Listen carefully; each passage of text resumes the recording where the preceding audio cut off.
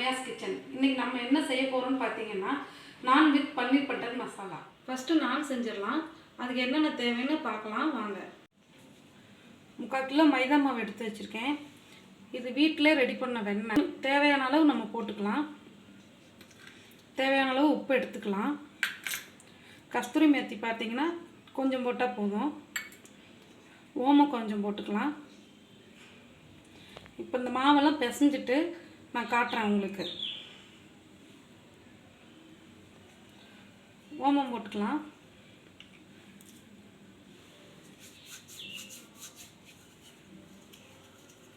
கஸ்தூரி மேத்தி கொஞ்சம் போட்டுக்கலாம்.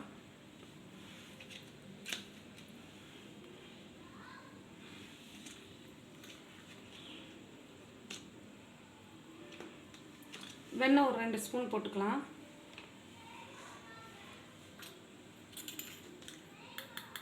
உப்பு தேவையான அளவு போட்டுக்கலாம். சர்க்கரை கொஞ்சம் ஒரு ஸ்பூன் போட்டிங்கன்னா போதும் அந்த டேஸ்ட்டுக்காக. இப்போ பிசைஞ்சிக்கலாம் எல்லாத்தையும். நானுக்கு ஓமம் கஸ்தூரி மேத்தி இதெல்லாம் போட்டால் தான் கொஞ்சம் நல்லா டேஸ்ட்டாக தெரியும். வெறும் மாவாக இருந்தால் அது ஒரு மாதிரி டேஸ்ட் இல்லாத மாதிரி இருக்கும். இதெல்லாம் போட்டுக்கிட்டிங்கன்னா தான் கொஞ்சம் நல்லா வாசமாக இருக்கும். ஜீரணமும் ஆகும். ரெண்டாவது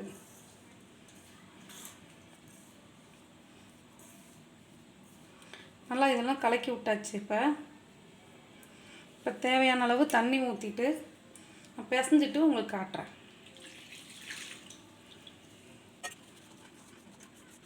மாவு நல்லா பிசைஞ்சு வச்சுட்டேன். இப்போ எண்ணெயெல்லாம் இதுக்கு ஊற்றலை. இந்த வெண்ணெயை லைட்டாக எடுத்து சும்மா ஒரு 1/2 ஸ்பூன் எடுத்து இப்படி மேலே தடவி விட்டுறலாம். காயாமல் இருக்கும்.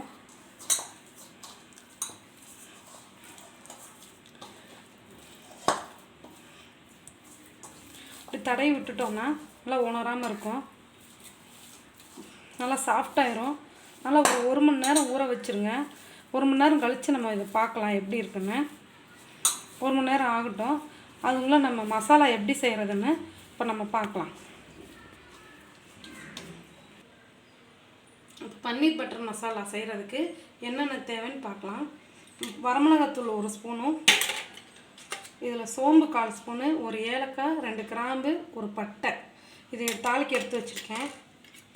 அப்புறம் கரம் மசாலா ஒரு 1/4 ஸ்பூனு, மஞ்சத்தூள் ஒரு 1/4 ஸ்பூனு, கொத்தமல்லி இலை, கஸ்தூரி மேத்தி கொஞ்சம், வெங்காயம் ஒரு பெரிய வெங்காயம் எடுத்து நல்லா கொஞ்சம் பெருசாக எடுத்து அதை பொடி பொடியாக அரிஞ்சு வச்சுருக்கேன்.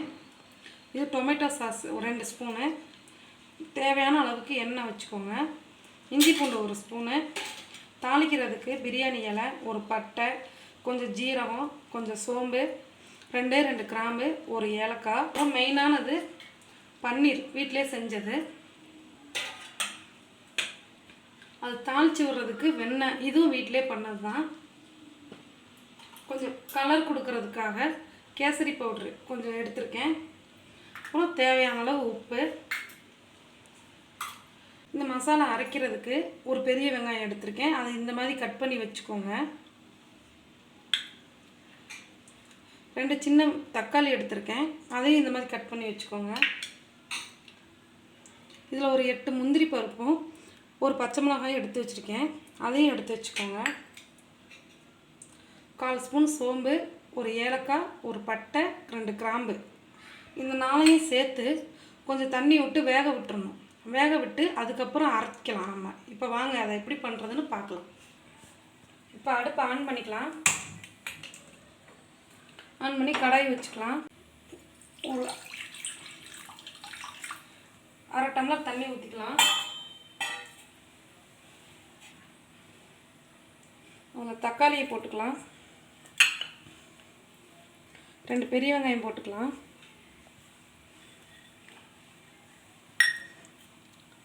இந்த சோம்பு இந்த பட்டையெல்லாம் போட்டுக்கலாம். இந்த முந்திரி பச்சை மிளகாலாம் போட்டுக்கலாம். இதை நல்லா கிளறி விட்டுறலாம். கொஞ்சம் வேகட்டும். சும்மா ஒரு வேக்காடு மட்டும் வெந்தால் போதும். இப்போ இதை மூடி வச்சிடலாம். இப்போ இது வெந்துருச்சான்னு பார்ப்போம். நல்லா வெந்துருச்சு. இதை எடுத்து இந்த பக்கம் வச்சிடலாம். இது ஆறட்டும். ஆறுனதுக்கப்புறம் மிக்சியில் அரைச்சிக்கலாம். நல்லா வலுவலுன்னு அரைக்கணும். இப்போ இதை எடுத்து இந்த பக்கம் வச்சிடலாம்.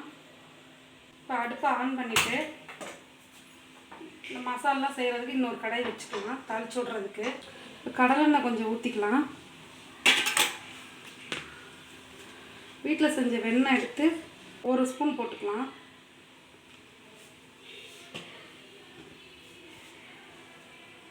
இது நல்லா உருகட்டும்.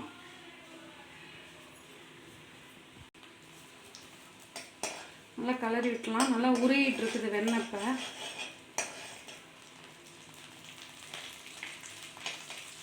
நல்லா உருகிடுச்சு. இப்போ இந்த தாளிக்க எடுத்து வச்சதெல்லாம் போட்டுக்கலாம். நல்லா வணங்கட்டும்.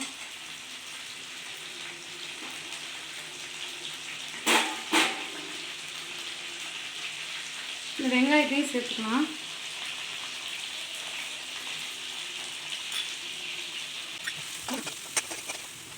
அடுத்து இஞ்சி பூண்டு பேஸ்ட் போட்டுக்கலாம்.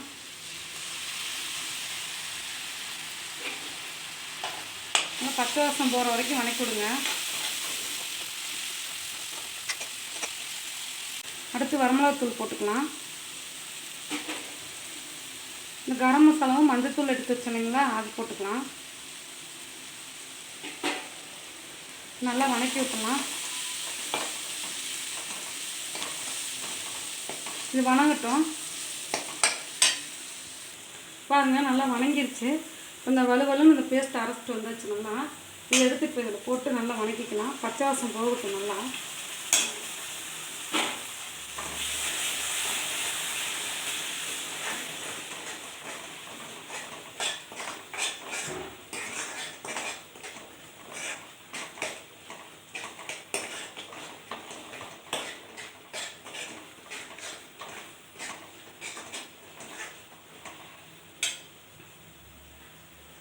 இப்போ எடுத்து வச்சுருக்காங்க மிக்ஸி ஜாரை கழுவி இந்த தண்ணியெல்லாம் எடுத்து வச்சுருக்கேன். அதை கொஞ்சம் ஊற்றிக்கலாம். நல்லா கொதிக்கட்டும். பன்னீர் எடுத்து வச்சுருக்கோம் இல்லைங்களா, அதில் லைட்டாக மிளகாத்தூள் உப்பு போட்டு பிரட்டிக்கலாம். வரமிளகாத்தூள் ஒரு 1/4 ஸ்பூன் போட்டிருக்கேன். உப்பு ஒரு 1/4 ஸ்பூன் போட்டிருக்கேன். இப்போ தேவையான அளவு உப்பு போட்டுக்கலாம். நல்லா கலக்கி விட்டுருங்க.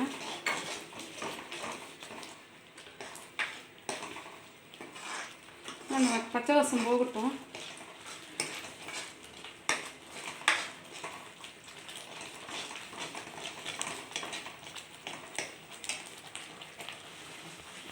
கேசரி பவுடர் கொஞ்சம் போட்டுக்கலாம்.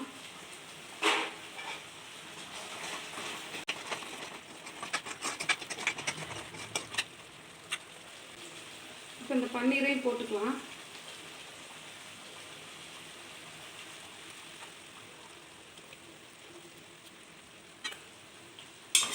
தட்டி விட்டுக்கலாம். இந்த சோயா சாஸ் எடுத்து வச்சுருக்கோம் இல்லைங்களா, அதை கொஞ்சம் ஊற்றிக்கலாம். இந்த டொமேட்டோ சாஸ் கொஞ்சம் ஊற்றிக்கலாம்.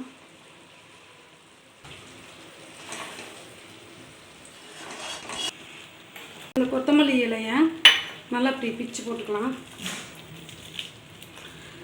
கையிலே செஞ்சோம்னா தான் கொஞ்சம் நல்லா டேஸ்ட்டாக வரும். எல்லாத்துக்குமே ஸ்பூனை யூஸ் பண்ணோம்னா டேஸ்ட்டுங்கிறது வராது.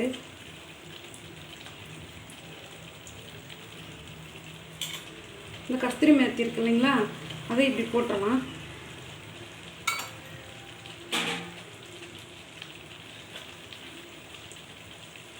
அப்போ அதை 1 ஸ்பூன் வெண்ணெய் போட்டோம்.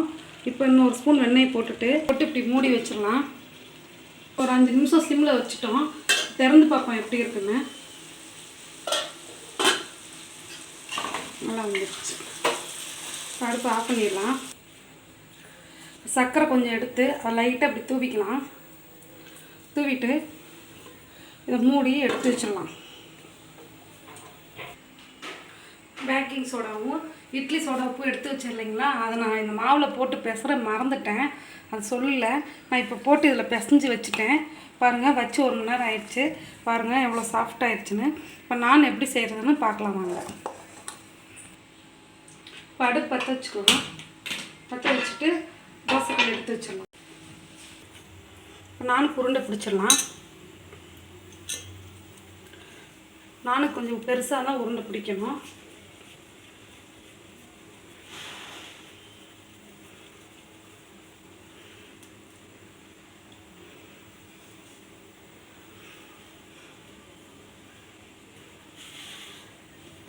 தேய்க்கலாம்.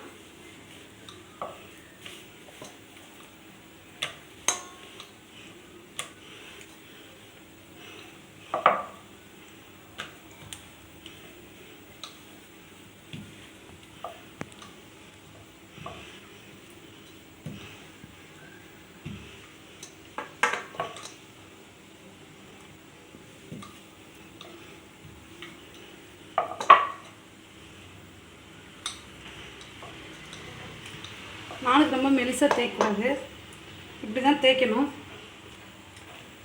தோசைகள் காஞ்சிருச்சு, இதை போட்டுடலாம். போட்டு இப்படி இழுத்து விடுங்க.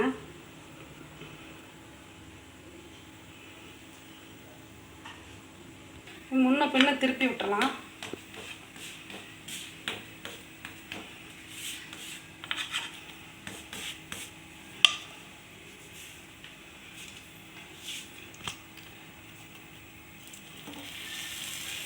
திருப்பி விட்டு இப்படி வெண்ணெயை தடவிக்கலாம். இதில்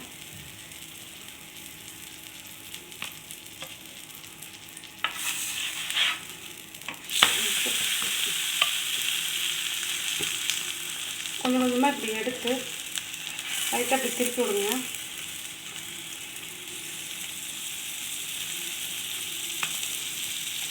அடுப்பு சிம்மில் வச்சுக்கோங்க, நல்லா வேகட்டும்.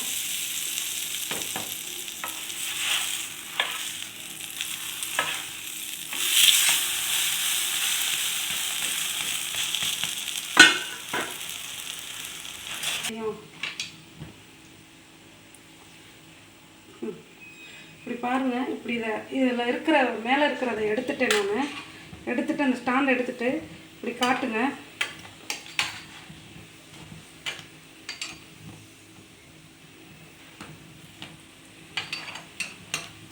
இப்படி காட்டினீங்கன்னா நல்லா வெந்துடும்.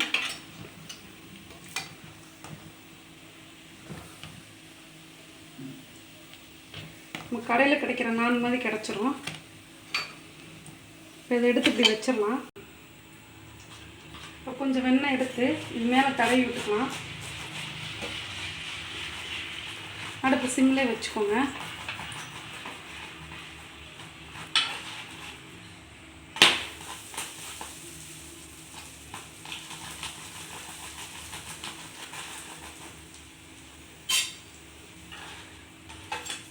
இது அப்படியே இருக்கட்டும், 2 நிமிஷம் அப்படியே இருக்கட்டும்.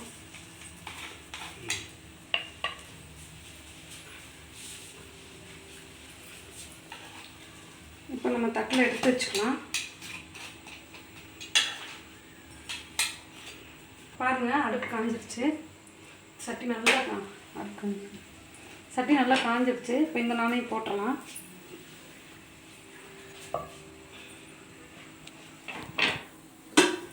இப்போ திருப்பி விட்டு